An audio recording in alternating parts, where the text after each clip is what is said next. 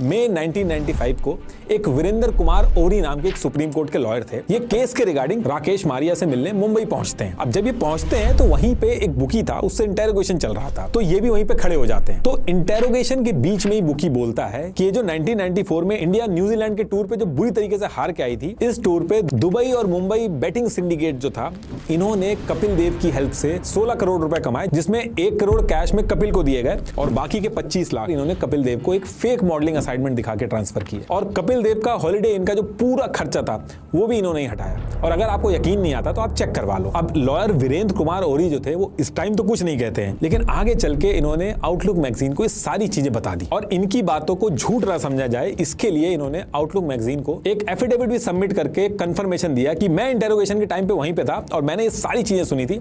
अगर ये चीज गलत निकले तो मेरे ऊपर कोई भी एक्शन लिया जा सकता है। क्योंकि एक एलिगेशन था बुकी का, तो सेम टाइम पे इंटरव्यू पब्लिश नहीं होता है। आगे चल के जब सीबीआई की इंक्वायरी होती है उस टाइम पे पब्लिश होता है। इस पूरे इंटेरोगेशन को इस टाइम पे कॉन्फिडेंशियल कर दिया जाता है। इवन कपिल देव तक को नहीं पता था कि उनके बारे में एक बुकी ने मैच फिक्सिंग का एलिगेशन लगा दिया है। लेकिन अब इसके 2 साल बाद हेंसी क्रोनिये जो थे, इनका मैच फिक्सिंग का स्कैंडल सामने आ जाता है। अजरुद्दीन और बाकी इंडियन प्लेयर्स के नाम आने लगते हैं। इंडिया के अंदर लोग खाना तक नहीं खाते अगर इंडिया मैच हार जाए। और जब ये फिक्सिंग का केस बाहर आया तो हर तरफ हल्ला हो गया, पार्लियामेंट तक में फिक्सिंग का मुद्दा उठ गया। और फिर जब बात बहुत ज्यादा बढ़ गई तो 2 मई 2000 को इतने टाइम से जो मैच फिक्सिंग हुई है नहीं हुई है, ये पूरा इशू चल रहा था देश के अंदर, इसमें सीबीआई की एंट्री होती है। सारे के सारे इंडियन बुकीज जो हैं उनको पकड़ा जाता है, उनके बैंक अकाउंट्स, ये सारी चीजें निकाली जाती है कि किस किस इंडियन प्लेयर से बात करते हैं। नीचे से लेके ऊपर तक जो भी इसमें इन्वॉल्व था सबकी इंक्वायरी स्टार्ट हो जाती है। तो फॉर्मर बीसीसीआई प्रेसिडेंट सुनील देव जो थे, उन्होंने कहा कि एक फॉर्मर रणजी प्लेयर है करण दुबे नाम से, उसके ऊपर मुझे बहुत टाइम से शक है कि कपिल देव इसके थ्रू कुछ ना कुछ कर रहा है मैच फिक्सिंग में। और इसके बाद वो कहते हैं कि एक ऑस्ट्रेलिया टूर में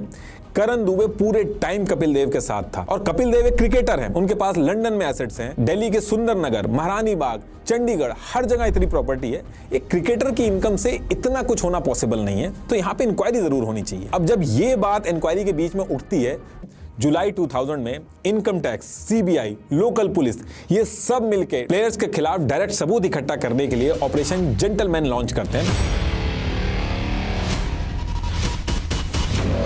इस ऑपरेशन के अंदर ये प्लेयर्स, बुकीज, बीसीसीआई ऑफिशियल्स इनकी 90 लोकेशन पे रेड मारते हैं और लिस्ट में सबसे ऊपर नाम था कपिल देव का। 20 जुलाई 2000 को मॉर्निंग में इनके घर, ऑफिस, होटल, सब जगह 38 आवर्स तक रेड चलाई जाती है। रेड खत्म होने के बाद कोई भी डायरेक्ट लिंक मैच फिक्सिंग का नहीं मिलता है, लेकिन ऑफिसर के सामने एक पिक्चर बनना स्टार्ट होती है। ऑफिसर्स का मानना था कि शायद क्रिकेटर्स और बुकीज जो है इनके बीच में जो पैसे का सेटलमेंट हो रहा है वो जमीन के थ्रू हो रहा है, यानी कि जमीन को खरीद बेच के हो रहा है। क्योंकि मल्टीपल ऐसी चीजें आ रही थी जिनका लॉजिकल एक्सप्लेनेशन नहीं था। जैसे कपिल देव को एक 100 एकड़ की जमीन थी, वो मार्केट रेट से बहुत ही कम दामों में मिली और उस जमीन के जो पेपर भी थे वो भी कपिल देव के पास से नहीं बल्कि किसी और खिलाड़ी के ऑफिस से मिले। इस जमीन के पेपर करण दुबे के ऑफिस से मिले। करण दुबे का नाम ऑलरेडी मैच फिक्सिंग में आया हुआ था। ऐसे ही दिल्ली के महारानी बाग वाली लोकेशन से अनडिक्लेयर्ड एसेट्स के डॉक्यूमेंट्स मिले। कपिल देव से ऑफिसर्स ने पूछा भी, ये जो 100 एकड़ जमीन है ये आपने ली किससे? तो कपिल देव ने कहा कि केवल जोशी नाम का एक आदमी था, उससे ली। केवल जोशी को ढूंढा गया तो जमीन तो उसने बेची थी,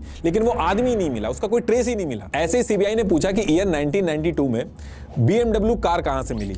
कपिल देव ने कहा कि एक इब्राहिम नाम का आदमी है साउथ अफ्रीका में, वो ऑटो सिटी नाम से एक गैराज चलाता है, उसने मॉडलिंग असाइनमेंट के बदले में वो BMW दी थी। अब इब्राहिम को ढूंढा गया तो उसका भी कोई ट्रेस नहीं मिला। और ये भी पता लगाया गया कि इस ईयर में कोई मॉडलिंग का असाइनमेंट हुआ हो जिसका कोई फोटो, पेमेंट या कोई कॉन्ट्रैक्ट हो, तो वो भी नहीं मिला। इसके बाद ये भी पूछा गया कि ईयर 1999 न्यूजीलैंड टेस्ट जिसमें तुमने फॉलो ऑन नहीं दिया था, उसके बारे में एक दिन पहले ही बुकीज को कैसे पता चल गया?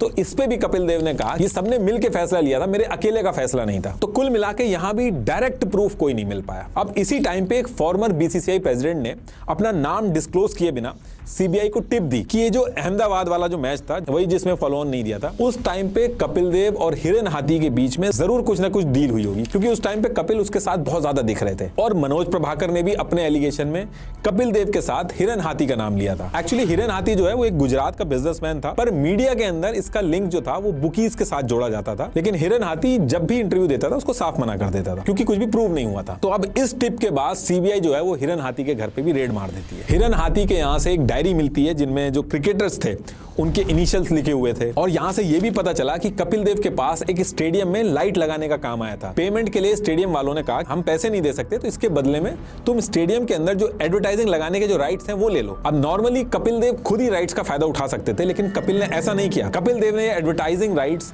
एक दूसरी कंपनी एजे प्रमोशन को दे दिए, और इसके ओनर अजय जडेजा और हिरन हाथी निकले, जिनका ऑलरेडी फिक्सिंग में नाम चल रहा था। ऊपर से अहमदाबाद में जब वो फॉलो ऑन वाला मैच चल रहा था, तब उस पर्टिकुलर टाइम पे हिरन हाथी ने 3 अपार्टमेंट और 3 ओपल कार खरीदी। अब ऐसी सस्पिशियस टाइमिंग पे 3-3 कार और 3-3 प्रॉपर्टी जो खरीदी गई, इसको भी फिक्सिंग से जोड़ के देखा गया, लेकिन उससे भी कोई डायरेक्ट लिंक एस्टैब्लिश नहीं हुआ।